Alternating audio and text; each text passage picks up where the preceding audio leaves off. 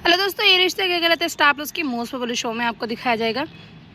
अक्षरा जो होती है वो कहती हैं कि अरे मैंने कब सामान मंगाया तुमसे। चंदू जो होती है वो कहते हैं कि नहीं नहीं आंटी आपने नहीं, आपके पीछे वाली ने। उसके बाद जो रोज़ की माता होती है वो कहती है कि हाँ चंदू से सामान हमने मंगाया है, टीवी, फ्रिज और मिक्सर वगैरह बहुत सारे नाम गिनाती हैं।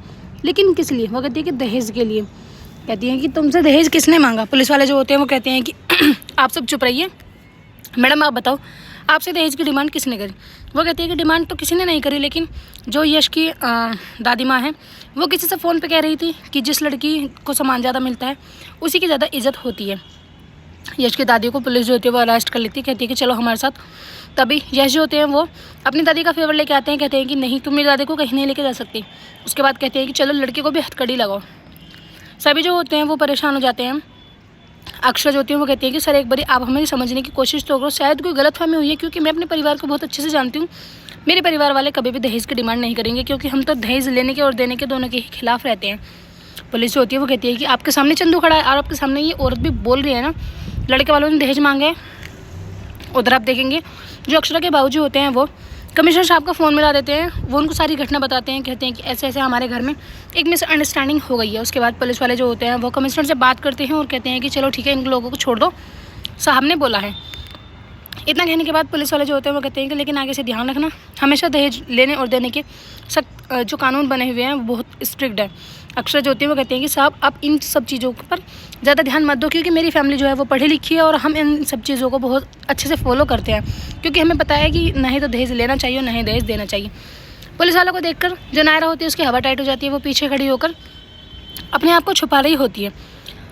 ये सब कार्तिक जो होते हैं वो देख रहे होते हैं। कार्तिक को समझ नहीं आता है कि आखिर ये शेरनी पुलिस को देखकर इतनी भीगी बिल्ली कैसे हो गई। वो उनसे पूछने की कोशिश करते हैं। खैर पुलिस वाले वहाँ से चले जाते हैं। यश की दादी जो होती हैं वो कहती हैं कि अरे शादी से पहले तुम तो हमें जेल में भिजवा देती, और तुमने आगे की बात क्यों नहीं सुनी थी? मैंने ये भी बोला था कि भगवान की दुआ से हमारे घर में सब चीज़ की पूर्ति है, हमारे घर में किसी चीज़ की कमी नहीं है, इसलिए हम दहेज नहीं लेंगे, ना ही हम देंगे। जो माता होती है वो कहती हैं कि सॉरी मुझे माफ़ करना, मेरी वजह से बहुत बड़ी गलती हो गई, क्योंकि मैंने आधी ही बात सुनी थी। अक्षरा जो होती है वो सभी से हाथ जोड़कर कहती हैं कि चलो अब इस शादी को पूरी करते हैं, कहीं ऐसा ना हो कि मुहूर्त का टाइम जो है निकल जाए। रोज़ जो होती है वो कहते हैं कि मॉम तुम्हारी वजह से कितनी गलती हो गई। नायरा जो होती है वो आराम से खड़े रहती हैं। पुलिस वालों के जाने के बाद वो थोड़ी सी आगे आती हैं। दादी जो होती है उनकी कहती हैं कि चलो ठीक है फेरे करा लो जल्दी, कहीं ऐसा ना हो कि शुभ मुहूर्त जो है वो हमारे हाथ से निकल जाए। कार्तिक जो होते हैं वो मिस्ट्री से कहते हैं कि हमें जूते की इतनी कोई ज़रूरत नहीं है, क्योंकि वो लोग टीम में ज़्यादा हैं, हम कम हैं।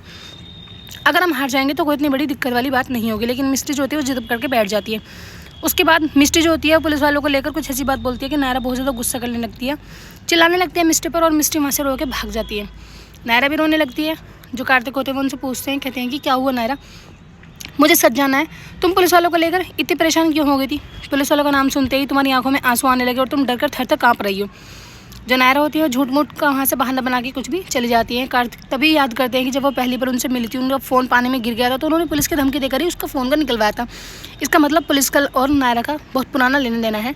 ये बात कार्तिक नहीं जानते हैं, लेकिन इस बात की तह तक ज़रूर जाएंगे। नायरा जो होती है अपने रूम में चली जाती है और वहाँ जाकर रोने लगती है। शादी जो होती है वो संपन्न हो जाती है। सभी बड़ों का आशीर्वाद लिया जाता है। रोज़ को जो रोज़ की सासू माँ होती हैं वो कहती हैं कि ये मेरी गुलाबो है, आज से मैं इसको गुलाबो ही कहूँगी। अक्षरा जो होती है वो सभी से एक वचन लेती हैं, कहती हैं कि मुझे एक वचन दो, कैसी भी परिस्थिति हो हम रिश्ते को नहीं तोड़ेंगे, जैसा भी होगा हम इस रिश्ते को आगे तक निभाएंगे। तभी वहाँ अनमोल आ जाते हैं। अनमोल जो होते हैं वो रोज़ के ना ही तो पैर छूते हैं ना ही नमस्ते करते हैं, बस वो उनसे हाय हेलो करके कॉन्ग्रेचुलेशन कर देते। तभी उनकी माँ जो होती हैं वो डांटने लगती हैं। उनके दादी तभी बीच में आ जाते हैं, कहते हैं कि कोई बात नहीं, मेरा बेटा जो है मॉडर्न है। सभी लोग जो होते हैं वो गिफ्ट्स वगैरह बांट रहे होते हैं। जो दादी होती हैं इनकी वो मुंह दिखाई में एक रोज़ की मोम को भी बहुत अच्छी साड़ी देती हैं, कहती हैं कि हमारी तरफ से तुम्हारे लिए गिफ्ट है। अक्षरा जो होती है वो मन ही मन में कहती हैं कि पता नहीं रुक्मणी आंटी का तो हमें ये नहीं पता चलता कि कब वो उदास हो जाती हैं, कब वो खुश हो जाती हैं, किससे कैसी बात कर लेती है, हमें तो इनके बारे में कुछ पता ही नहीं है। खैर परिवार में सभी लोग जो होते हैं वो बहुत ज़्यादा खुश होते हैं। कार्तिक जो होते हैं वो नायरा को हक कर लेते हैं और कहते हैं कि कुछ भी हो मुझे तुम्हारे जीवन में उजाला लेके आना होगा, रोशनी लेके आनी होगी, क्योंकि तुम जिस बात से परेशान हो वो मुझे जाननी है और उस बात को मैं क्लियर करके रहूँगा। ये सब चीज़ें जो होती है वो अक्षरा दूर दूर से देख रही होती है, उधर नक्श होते हैं वो भड़क जाते हैं। ये सब सुनकर एपिसोड की एंडिंग ऐसी होगी फ्रेंड्स। आने वाले एपिसोड बहुत इंटरेस्टिंग है।